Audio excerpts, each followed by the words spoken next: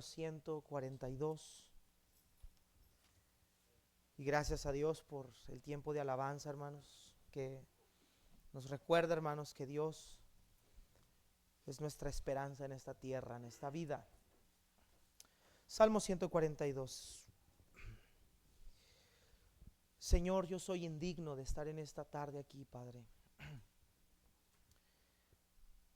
Nos hemos gozado muchísimo, Señor, en recordar a través de los cantos, Señor, que nuestra vida en Cristo está plenamente segura. No merecemos estar aquí, ninguno de nosotros. Tu gracia, mi Dios, ha rebasado, ha ido más allá de nuestros pensamientos. Muchos de nosotros venimos de un contexto donde blasfemamos tu nombre, donde éramos ignorantes, donde hicimos cosas terribles en nuestra vida. Y por tu gracia tuviste misericordia de nosotros. Padre, ¿cómo pagar tanto favor? ¿Cómo pagar tanta gracia? ¿Cómo pagar tanta misericordia? Gracias, Señor, porque tú eres nuestra esperanza en esta vida. Porque fuera de ti no tenemos nada más, pero tampoco queremos nada más fuera de ti. Como decía Asaf, fuera de ti nada deseo en la tierra. Mi corazón y mi carne desfallecen, mas la roca de mi corazón es Dios para siempre. Gracias, Señor.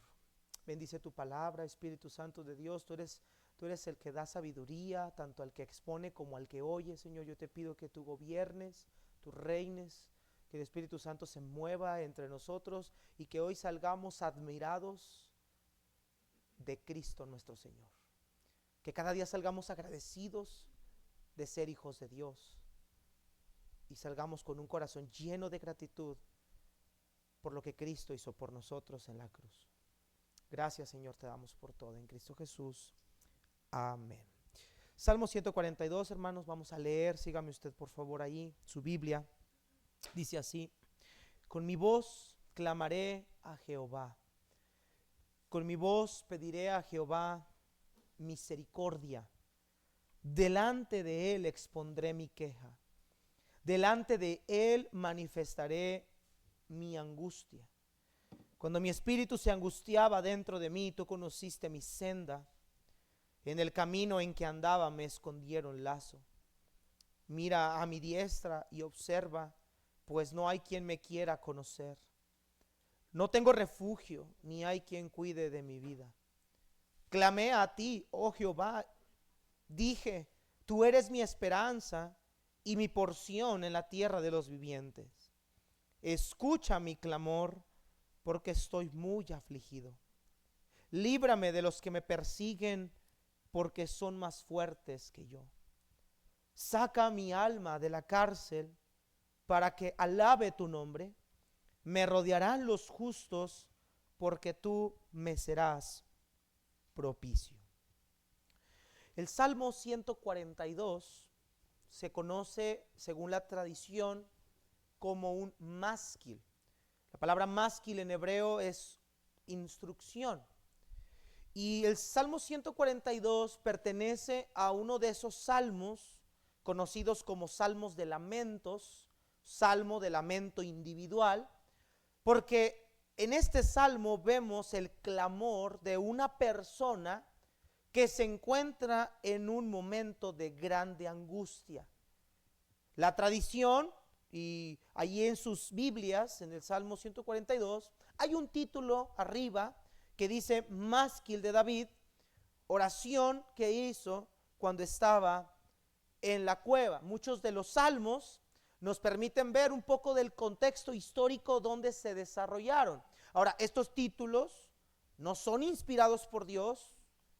Sin embargo, según los recopiladores, la tradición de quienes recopilaron los salmos, creyeron y entendieron que este salmo se había escrito en una situación particular. Para que nosotros podamos entender la esencia del salmo, necesitamos ir al contexto histórico donde se desarrolla el salmo. Ahí en el título dice que es una oración que David hizo cuando estaba en la cueva. Ahora, hay dos eventos que algunos autores señalan que pudiera ser esta situación. Sin embargo, nosotros nos vamos a inclinar por 1 de Samuel 22, por lo que vemos en los textos del Salmo 142 y los eventos que se dan en ese texto en particular. Entonces, este salmo se complementa con 1 de Samuel capítulo número 22. No vamos a ir por tiempo, vamos a desmenuzarlo rápidamente. ¿Qué ocurrió en ese contexto histórico? David había vencido a Goliat. Usted recuerda en capítulo 17 cómo Dios usó a David para matar a Goliat. Y por ahí salieron unas mujeres cantando: Saúl hirió a sus miles y David a sus 10,000. Y eso le enojó tanto a Saúl que procuró por el resto de su vida perseguir a David y tentar matarle. Y en esa huida de David al desierto, David llega a un lugar llamado la tierra de Nob y se encuentra con un hombre en el capítulo número 21 de 1 de Samuel llamado Ahimelech. Ahimelech era sacerdote de Jehová en la tierra de Nob, y David llega completamente solo a ese lugar. Incluso el sacerdote le dice a David: ¿por qué estás tú aquí solo? Y David tiene que mentir. David no le dice que está huyendo de Saúl, porque si le decía esto corría el riesgo de que lo delatara Ahitob y lo entregaran en sus manos. Y él le dice: el rey me ha enviado a una misión específica y no puedo decirte más. Y David llega con bastante hambre, con bastante cansancio, completamente solo. Y entonces le dice a Ahimelech: dame algo de comer. Ahimelech le da los panes de la proposición y David le pide un arma. ¿Tendrás algún arma? Y Ahimelech le dice: mira, pues tengo la espada de Goliat, el paladín que tú mataste. Y dice David: qué mejor que esa espada. Y David toma la espada y huye a la tierra de Gat. Interesante que la tierra donde David huye era el lugar de origen del Goliat que había matado. Y la gente se da cuenta que ahí está David. De hecho, los sacerdotes, los siervos del rey Aquis de la tribu de la tierra de Gad le dicen: ¿no es este David el rey de toda la tierra? ¿No es este el hombre que mató a nuestro hombre? ¿No es este de quien las mujeres cantaban: Saúl hirió a sus miles y David a sus 10,000? Y Aquis lo manda a llamar y David se finge loco para salvar su vida. Dice el capítulo 21 que escurría saliva por su barba. Y entonces Aquis lo manda a un lugar y dice: mañana arreglaremos el asunto. Y David, ni tardo ni perezoso, sale huyendo y llega a un lugar, capítulo 22, la cueva de Adulam, que es donde David permanecería oculto por algún tiempo. Es en esa cueva, huyendo de Saúl y los israelitas, el ejército israelí, y huyendo de Gad y el rey Aquis, huyendo de su propio pueblo y huyendo de sus propios enemigos. Y David se encuentra completamente solo en una cueva. Y es ahí donde David ora y canta este precioso salmo. David, hermanos, externa en este salmo que Dios es su única esperanza en medio de una situación angustiosa. David está viviendo una situación de gran clamor y angustia. Pero en este salmo, el énfasis de este salmo es que Dios es la esperanza y la porción del salmista en un momento de gran angustia. Y así como David creía que Dios es su esperanza y porción en un tiempo de gran angustia, así también nosotros, hermanos, podemos confiar y podemos saber que cuando la tribulación nos llegue, cuando la angustia llegue a nuestra vida, cuando incluso seamos afrontados por nuestros propios enemigos, debemos entender que en Cristo podemos clamar a Dios sabiendo que Él es nuestra esperanza en la tierra. Por eso, hermanos, el tema que vamos a estudiar en esta noche es Dios, nuestra esperanza y porción. Este salmo está dividido en 4 estrofas, que es lo que vamos a estar estudiando el día de hoy, porque a través de estas 4 estrofas vamos a poder ver cómo nuestro Dios es la esperanza y porción que nosotros tenemos en medio de esta tierra. La primera estrofa, hermanos, la encontramos del versículo 1 al versículo 2, y vamos a ver la primera estrofa, el lamento del salmista. Versículo 1 y 2, sígame por favor con su vista. Dice: con mi voz clamaré a Jehová, con mi voz pediré a Jehová misericordia, delante de él manifestaré mi angustia. Esta es la oración que el salmista comienza en este Salmo 142. Y lo primero que notamos en este salmo, hermanos, es que David se presenta delante de Dios y dice: con mi voz yo voy a clamar al Señor, con mi voz voy a pedirle al Señor que tenga de mí misericordia, y delante de él voy a exponer mi queja, delante de él manifestaré mi angustia. Ahora, la palabra queja en el versículo 2 no habla de la misma queja que los israelitas tuvieron cuando salieron de Egipto, que constantemente estaban hablando en contra de Dios y acusando a Dios de ciertas cosas. No, la palabra queja es un paralelismo con la palabra angustia. Lo que el salmista está diciendo es: delante de Dios voy a llevar toda mi carga, voy a llevar mis dolores, mis temores, mis angustias, mis miedos, mis preocupaciones. Y hermanos amados, se necesita una gran angustia para que el salmista pueda decir: yo voy a clamar. La palabra clamar nos habla no solamente de alzar la voz, sino de alguien que está pidiendo auxilio a gritos. Y David dice: yo voy a buscar a Dios en medio de esta tribulación. El único que puede ayudarme en medio de esta situación es Dios. Y así, hermanos, como David estaba pasando por tribulación y angustia, amados hermanos, la tribulación también puede llegarnos a nosotros en cualquier momento. Si no es que alguien ahorita ya está pasando por tiempo de tribulación. Entonces, ¿qué debemos hacer mientras estamos en tribulación? ¿Qué debemos hacer cuando estamos en una grande angustia, pasando alguna situación adversa? Bueno, Santiago nos dice: ¿está alguno entre vosotros afligido? Haga oración. Orar es la respuesta que tenemos cuando estamos en tiempo de gran angustia. Orar es manifestar delante de la presencia de Dios nuestra situación. Es exponerle al Señor cómo nos sentimos, el estado en el que estamos, la forma que estamos viviendo las cosas. Y mira, hermanos, a pesar de que vamos a Dios, Él ya conoce todas nuestras necesidades antes de que le pidamos. Pero aunque Él conoce todas nuestras angustias, a Él le gusta que nosotros vayamos y le expongamos nuestra queja. Porque gracias a Dios, amado hermano, tenemos confianza para exponer nuestras quejas ante el Señor. Y esas quejas son oídas por Él y son atendidas por Él. Es en el tiempo de angustia donde nosotros debemos, como el salmista, comenzar a clamar.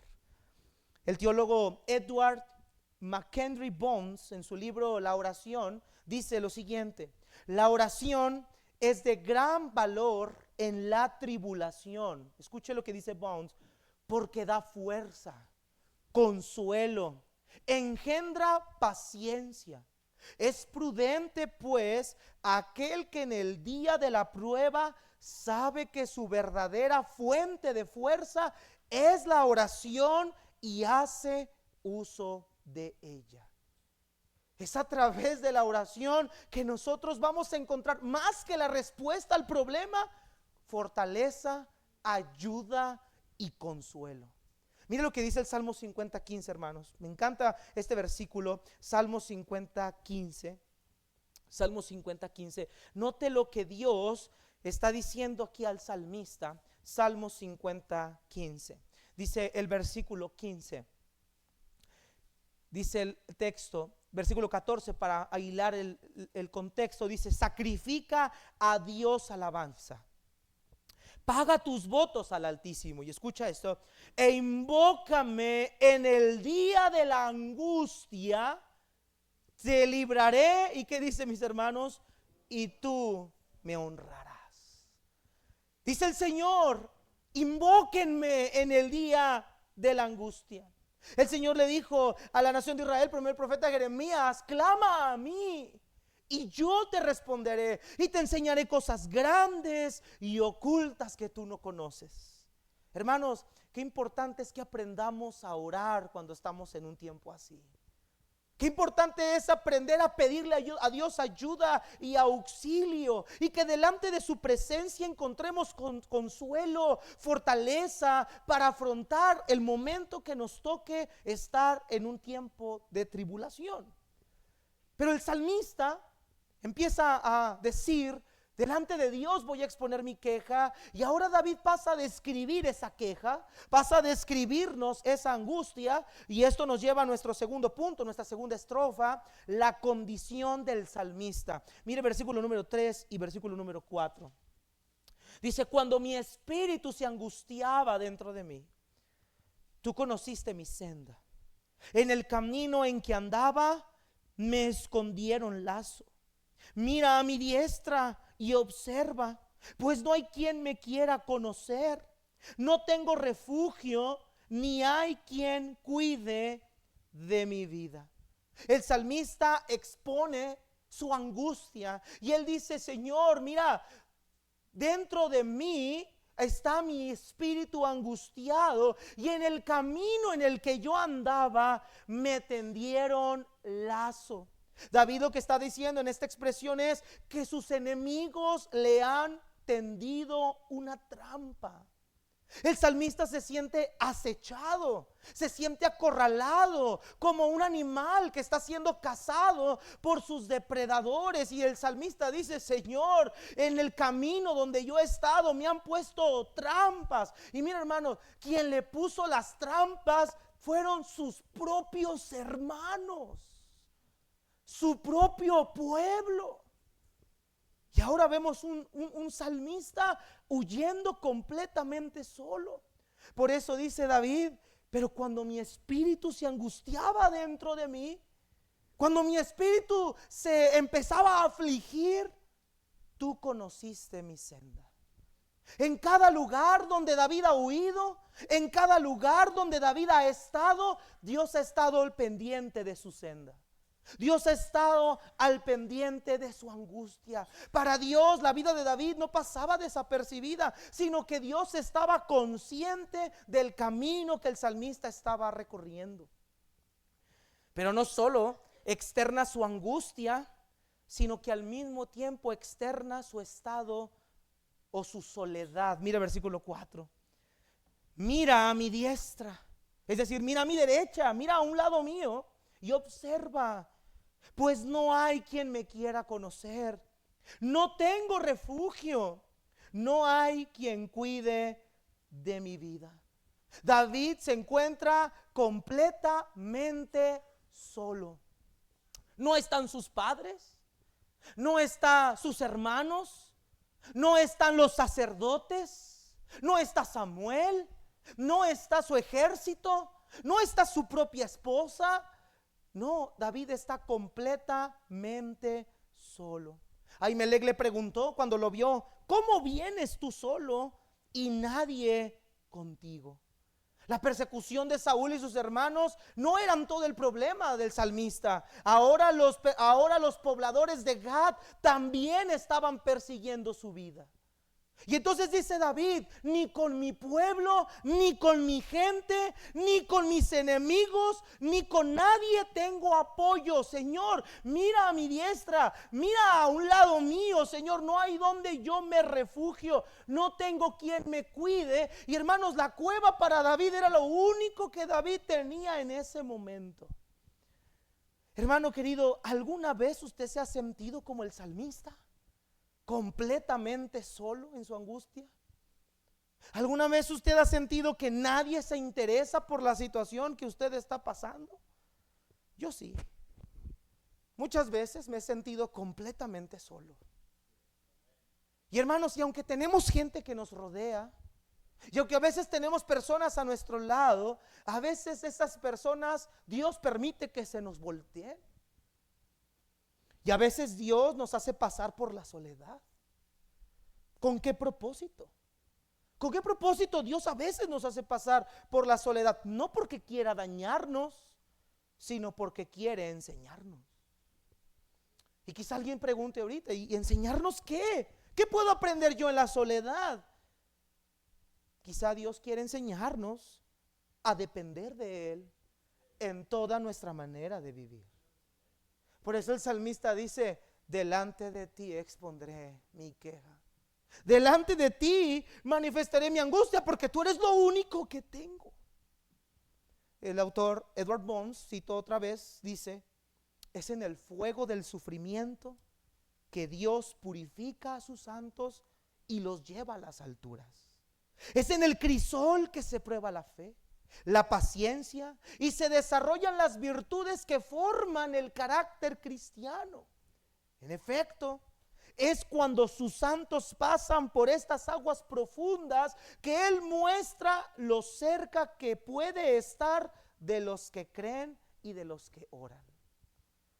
A veces Dios nos tiene que hacer pasar por soledad para que aprendamos a depender única y exclusivamente de Él. Pero el salmista no ora como alguien desconsolado. No ora como alguien que está dudando de que Dios va a estar. Como en otras ocasiones decimos: Señor, ¿hasta cuándo? El salmista no está orando quejándose, diciendo: Señor, yo te he servido toda mi vida y me has hecho pasar por esta tribulación. No, el salmista está orando con confianza, porque sabe que Dios es la única solución que tiene para esta situación. Y por eso el salmista empieza a orar con fe. Y esto nos lleva a nuestra tercera estrofa: la confianza del salmista. Mire que el salmista oraba con fe y lo podemos ver en el versículo 5. Sígame por favor, dice: clamé a ti, oh Jehová, dije, tú eres mi esperanza y mi porción en la tierra de los vivientes. Dice el salmista: Señor, tú eres mi esperanza, tú eres mi porción en la tierra de los vivientes. Mira la confianza del salmista. No dice tú serás, no dice espero que seas mi esperanza. Dice: no, Señor, tú eres mi esperanza y mi porción. Ahora, estas palabras porción es súper interesante, hermanos, porque David está haciendo o está citando un texto que Dios mismo le dijo a los levitas en Números 18, 20 al 24. Dios le dijo a los levitas, a Aarón y a su familia, lo siguiente: escuche. Y Jehová dijo a Aarón: de la tierra de ellos no tendrás heredad, ni entre ellos tendrás parte. Yo soy tu parte y tu heredad en medio de los hijos de Israel. Dice más adelante en el versículo número 24: entre los hijos de Israel no poseerán heredad. Yo soy, dice Dios, su heredad. La palabra porción que David utiliza en este salmo está diciendo David: tú eres mi parte de heredad. Tú eres la parte de mi herencia. Señor, tú eres mi esperanza, porque la única herencia que tengo en esta tierra, lo único valioso que yo tengo aquí, eres tú. Tú eres la herencia que yo tengo en este preciso momento. En esa cueva donde David se encontraba, él le decía a Dios: yo no tengo nada más en esta tierra. Yo no tengo una parte, una herencia terrenal. Yo no tengo una parte asignada a mi persona. Estoy en una cueva que no es mía. Pero Señor, la única porción, la única parte de mi herencia eres tú. Tú eres mi herencia. Aunque los cielos se desplomen, aunque la moneda se devalúe, aunque mis enemigos vengan, la herencia, lo más seguro que tú y yo tenemos, amada iglesia, es nuestro Señor Jesucristo. Él es nuestra herencia. Él es nuestra porción en esta tierra. Cristo, hermanos, es nuestra herencia en la tierra. Ahora le pertenecemos al Padre por medio de su sangre preciosa. Y como cantábamos ahorita, Cristo es nuestra esperanza en la vida y en la muerte. El cristiano, al igual que el salmista, entiende que durante esta vida va a tener luchas, batallas contra los enemigos que se oponen al evangelio de la cruz. David está huyendo de sus enemigos, enemigos que están oponiéndose ante su reinado. Saúl sabe que David es el ungido del Señor. Hermanos, aquí David ya está ungido y Saúl está persiguiendo al ungido. Hermanos, ¿no persiguieron a nuestro Señor Jesucristo también? Claro que sí. Pero Cristo también nos dijo a nosotros que así como el mundo lo aborreció a Él, el mundo también a nosotros nos va a aborrecer por causa de Él. También nosotros tenemos enemigos. Y esos enemigos que David tenía son los enemigos que nosotros tenemos, enemigos del evangelio de la cruz. Enemigos que se oponen al evangelio, a la persona de Jesucristo. Y mira, hermano querido, usted y yo en esta tierra no tenemos absolutamente nada, porque el mundo nos va a aborrecer a ti y a mí. Cristo dijo en Juan 15, 18 al 21 lo siguiente: si el mundo les aborrece, sabed que a mí me ha aborrecido antes que a ustedes. Si fueran del mundo, el mundo amaría lo suyo, pero porque no sois del mundo, antes yo os elegí del mundo, por eso el mundo los aborrece. Acuérdense de las palabras que yo les he dicho: el siervo no es mayor que su señor. Si a mí me han perseguido, también a vosotros os perseguirán. Si han guardado mi palabra, también guardarán la vuestra. Mas todo esto os harán por causa de mi nombre, porque no conocen al que me ha enviado. Hermanos amados, los cristianos tendremos y tenemos enemigos. Este mundo, hermanos, no es nuestro. El sistema que hay en este mundo va en contra de lo que nosotros somos, y el mundo nos va a aborrecer por causa del evangelio de Cristo. El mundo no quiere la verdad. El mundo no quiere la salvación. El mundo no quiere la moralidad que Dios ofrece. El mundo se opone a todo lo que Dios ha determinado. El hombre tiene su mano levantada contra el evangelio de la cruz. Son enemigos de la cruz, dice el apóstol Pablo en el libro de Filipenses. Pero David dice: en medio de estos perseguidores que yo tengo, mi única esperanza y porción eres tú. Amados hermanos, lo dijimos el domingo pasado, nosotros no somos de este mundo. Pero mientras estemos en este mundo, tú y yo tenemos una riqueza maravillosa, y ese es nuestro Señor Jesucristo. Él es nuestra herencia, hermanos. Como decíamos el domingo pasado, Él nos llevará con seguridad hasta el reino de los cielos cuando nos toque llegar a casa. David enfrentaba una persecución por sus propios hermanos en la carne. En el verso 3 vimos que dice: pusieron trampas, me tendieron lazo. Hermanos, Saúl y el ejército de Israel no se acordaron que David había sido usado por Dios para matar a Goliat. David fue el instrumento para que Goliat dejara en paz a los hijos de Israel. Sin embargo, ellos estaban persiguiendo a alguien de su propio pueblo. No eran los enemigos de David solamente los que él tenía afuera, sino sus propios enemigos de David eran los mismos de adentro de su casa. ¿No es lo mismo que el Señor Jesucristo dijo cuando dijo las siguientes palabras: no penséis que he venido para traer paz a la tierra? No he venido a traer paz, sino espada, porque he venido a poner en disensión al hombre contra su padre, a la hija contra su madre, a la nuera contra su suegra, y los enemigos del hombre serán los de su casa. Los enemigos de David y sus perseguidores eran los de su propia casa. No solamente eran los de afuera, sino los de su propia sangre, su pueblo. Mis hermanos, quizá hay algunos de aquí que están sufriendo o van a sufrir rechazo por su propia casa por causa del evangelio. Hay jóvenes que han sufrido rechazo por el propio evangelio. Hay padres de familia que les han dicho a jóvenes o incluso hermanos: me gustaría más verte en el mundo que verte en la iglesia. Prefiero verte en las fiestas que verte en la iglesia. Hay gente que ha dicho eso. Ha habido padres tradicionalmente religiosos que han incluso corrido a sus familiares de su casa por causa del evangelio. Dice Cristo: los enemigos del hombre serán aún los de su propia casa por causa de mí. Entonces David dice: Señor, ni los de mi casa, mucho menos mis enemigos, estoy solo, pero tú eres mi herencia.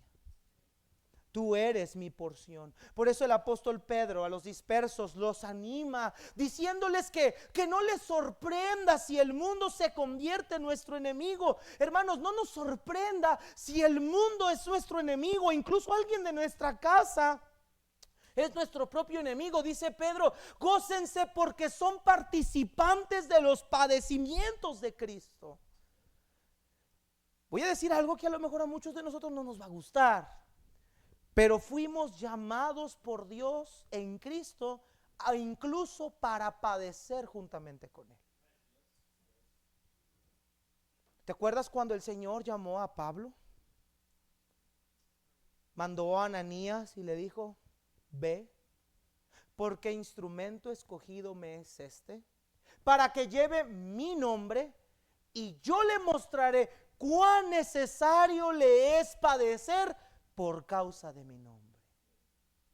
En Hechos 1:8, el Señor, comisionando a sus discípulos, le dijo: pero recibiréis poder cuando venga sobre vosotros el Espíritu Santo, y me seréis testigos. La palabra griega es mártires, martus. Me seréis testigos en Judea, en Samaria, en Jerusalén, Judea, en Samaria, hasta lo último de la tierra.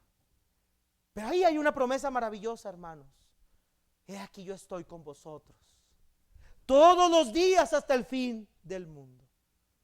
Aunque no tengamos nada en esta vida, Cristo es nuestra herencia en esta tierra.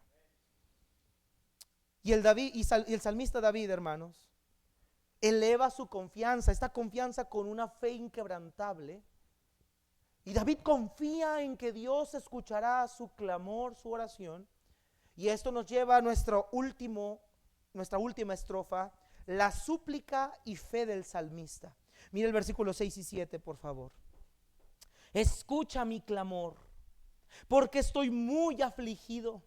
Líbrame de los que me persiguen, porque son más fuertes que yo. Saca mi alma de la cárcel, para que alabe tu nombre. Me rodearán los justos, porque tú me serás propicio. El salmista hace una súplica, hace dos peticiones. La primera dice: escucha mi clamor, porque estoy muy afligido. El salmista le dice: Señor, oye mi oración, no desatiendas mi petición. Señor, mi aflicción es tan grande que yo necesito saber que tú estás escuchando mis plegarias. Y amados hermanos, tenemos esa seguridad como iglesia. Dios escucha nuestras plegarias. Dios nos oye. Quizá en el momento no vemos la respuesta, pero podemos saber una cosa, hermano: Dios no está sordo, Dios no está dormido, no se duerme el que guarda a Israel. Sabemos que sus oídos siempre están prestos para atender a la voz de su pueblo. Y le hace una segunda petición: líbrame de los que me persiguen, porque son más fuertes que yo. David entendía: Señor, yo no puedo solo. Amados hermanos, querida iglesia, no podemos solos. Porque nuestros enemigos no solamente son a lo mejor los de nuestra casa, o a lo mejor los que están en el mundo. Nuestros enemigos también son huestes espirituales de maldad en las regiones celestes. Y ¿sabe qué, mis hermanos? No podemos solos contra ellos.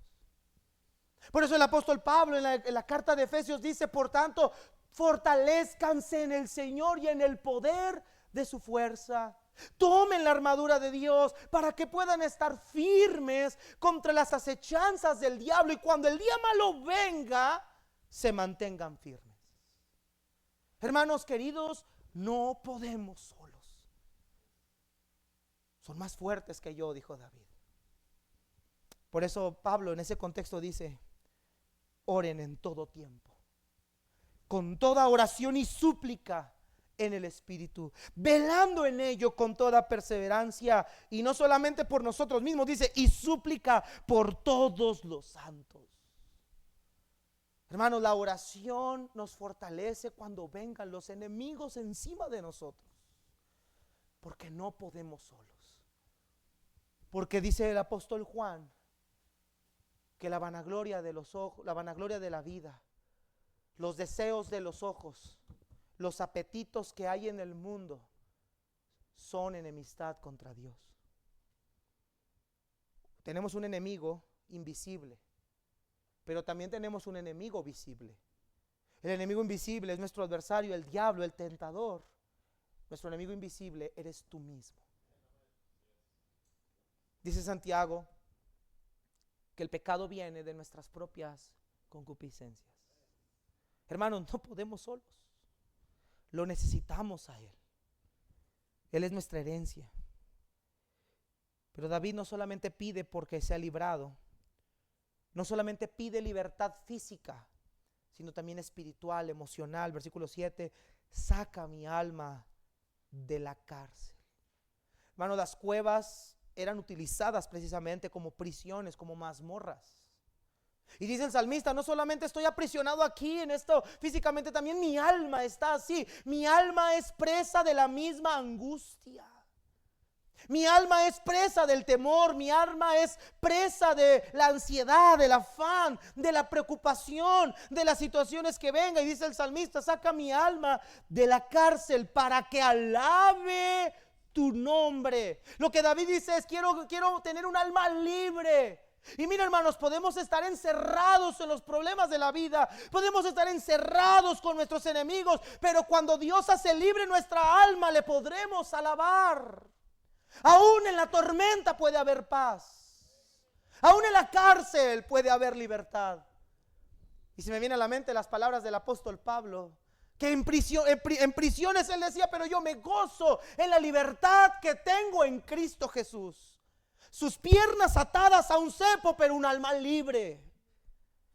Cristo dijo: conocerán la verdad y la verdad los hará libres. Hermanos, la libertad que solo Cristo nos da, nos va a permitir vivir el resto de nuestras vidas glorificándole. Él nos ha hecho libres del pecado y libres de nuestros enemigos también. Y David termina declarando su oración, la confianza que tiene en Dios, de que Dios responderá. Versículo 7 dice: vea la fe de David: me rodearán los justos, porque tú me serás propicio. Hermano, no dice: espero que me rodeen los justos. No, él asegura que los justos le van a rodear.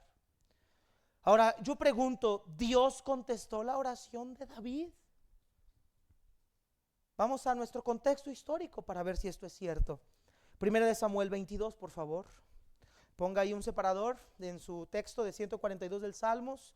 Y vamos a Primera de Samuel 22, versículo 1 y 2. Vamos a ver si Dios le contestó a David. Dice: me rodearán los justos porque tú me serás propicio. Me van a rodear los justos porque tú me has bendecido. Es lo que David quiere decir. Mira lo que dice 1 Samuel 22, 1 y 2. Yéndose luego David de ahí, huyó a la cueva de Adulam. Aquí es donde está el salmo. Escucha esto, hermanos, ponle mucha atención a eso. Y cuando sus hermanos y toda la casa de su padre lo supieron, ¿qué dice? Vinieron allí a él y se juntaron con él todos los afligidos y todo el que estaba endeudado y todos los que se hallaban en amargura de espíritu, y fue hecho jefe de ellos, y tuvo consigo como 400 hombres. ¿Cómo estaba David en la cueva antes? solo. Mira mi diestra, no hay quien me quiera conocer. Pero ahora en su oración dice, pero me van a rodear los justos porque tú me bendecirás. Y dice que sus hermanos se enteran que David estaba allí. Y fueron con él y 400 hombres con él. Estos hombres fortalecerían y consolarían el ánimo de David. No porque sean ellos importantes para nuestra vida, sino porque ellos eran la respuesta de Dios para él. Ellos eran la muestra de la gracia y de la misericordia de Dios. Ellos le mostraban a David, yo te he oído, mi hijo, yo he escuchado tu plegaria, yo he oído tu clamor y no estás solo, estoy yo contigo. Y envió un ejército con David para que le custodiara, para que le guardara en representación de él. Asimismo, hermanos, el Señor nos ha rodeado a ti y a mí de su amada iglesia. Qué importante es la iglesia para un cristiano. Y recuerde que cuando hablamos de la iglesia no estamos hablando del edificio, sino estamos hablando de aquellos por quienes Cristo murió.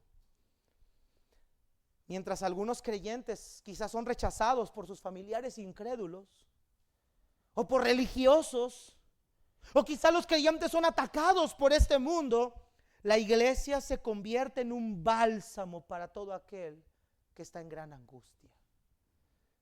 Hermanos, el Señor obra por medio de su ejército. La iglesia es importante para la vida del creyente. No solo congregarse para sentarse y escuchar un sermón y oír algo de la palabra de Dios, no, sino para tener comunión, coinonía, unos con otros, una comunión donde hay fortaleza, donde hay consuelo, donde hay ánimo, donde hay una palmada, hay un mensaje de aliento. Y quizá a veces nosotros vemos la carne, vemos la figura de una persona, pero es la gracia de Dios a través de tu hermano en Cristo. El problema con la iglesia, el problema con el concepto de hoy es que tenemos un concepto individualista. Yo no necesito la iglesia para poder estar bien. Yo con que ore en mi casa, con que vea la transmisión, o entro, me siento y me voy. Yo no necesito de nadie. Usted no ha entendido lo que es la iglesia. Usted no ha entendido, no ha comprendido lo que la iglesia es. Porque la iglesia es un cuerpo con una cabeza, miembros unos de los otros. En un artículo, en una revista de la página Coalición por el Evangelio, el autor Carl Teumann menciona lo siguiente: vivimos en un mundo individualista. Es cada vez más claro que el énfasis de nuestra cultura está en la definición autónoma del individuo. La sociedad en que vivimos está formada con la idea de que el individuo es quien gobierna su propia vida. Ya no queremos la iglesia. Decimos, no necesito a nadie, yo puedo solo. Y a veces veo publicaciones de personas que digo, ¿en verdad entiende lo que es la iglesia?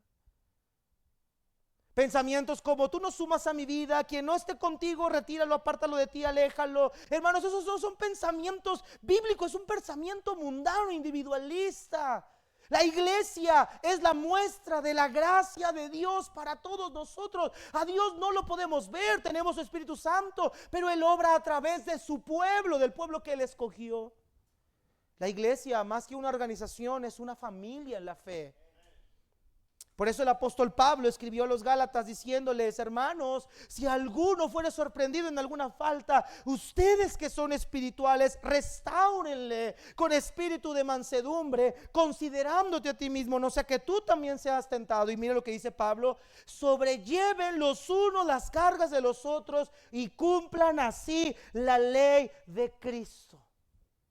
Hermanos, la ley se resume en 2 mandamientos: amarás al Señor tu Dios y a tu prójimo como a ti mismo. Si no puedes amar a tu hermano, entonces tú no amas a Dios en verdad. Hermanos, la iglesia restaura, consuela, anima, sobrelleva las cargas los unos de los otros. La iglesia es ese bálsamo que necesitamos también nosotros como individuos en momentos de angustia. Pablo mismo reconoce lo que Filemón era para la iglesia. Pablo le dice: porque oigo del amor y de la fe que tienes hacia el Señor Jesús y para con todos los santos, para que la participación de tu fe sea eficaz en el conocimiento de todo el bien que está en vosotros por Cristo Jesús. Pues tenemos gran gozo y consolación en tu amor, porque por ti, oh hermano, han sido confortados los corazones de los santos. Qué precioso es llegar a la iglesia. Venimos a veces devastados, destruidos, y a veces saber que alguien está orando por nosotros. O ver a alguien de la familia de la fe extendiéndome la misericordia. Y yo no voy, a veces vemos a la persona así, pero puedo ver el amor de Dios. Él está al pendiente de mí, enviando a sus emisarios, a sus siervos en favor nuestro. Cuando hay caídas, hay consuelo, hay restauración. Cuando hay angustia, hay aliento. Cuando me siento solo, hay compañía. La iglesia intercede unos por otros. Por eso dijo Santiago: confiesen sus ofensas unos a otros y oren unos por otros para que sean sanados. La oración eficaz del justo puede mucho. Decía el salmista: Señor, me rodearán los justos, porque tú me has bendecido. Dios nos ha bendecido con una iglesia. Dios nos ha bendecido con un pastor. Dios nos ha bendecido con su Espíritu Santo. Por eso decía Juan: y nosotros tenemos comunión unos con nosotros, y nuestra comunión es con el Hijo Jesucristo. Todo lo que pidieres al Padre en mi nombre, si 2 o 3 están de acuerdo, Él se los dé. Todo lo que atares en la tierra será atado en el cielo. Todo lo que desatares en la tierra será desatado en el cielo. Cuando hay unidad, cuando el pueblo de Dios está en conjunto, trabajando como un cuerpo, ahí está la bendición de Dios. Y quiero concluir haciéndote algunas preguntas. Primera: ¿en dónde has estado poniendo tu esperanza? ¿En dónde o en quién? Lo dijimos el domingo pasado: el brazo del hombre, hermanos, es inestable. El brazo del hombre es cambiante. El hombre promete mucho y cumple poco. El hombre defrauda. Dios nunca falla. ¿Ha sido Dios?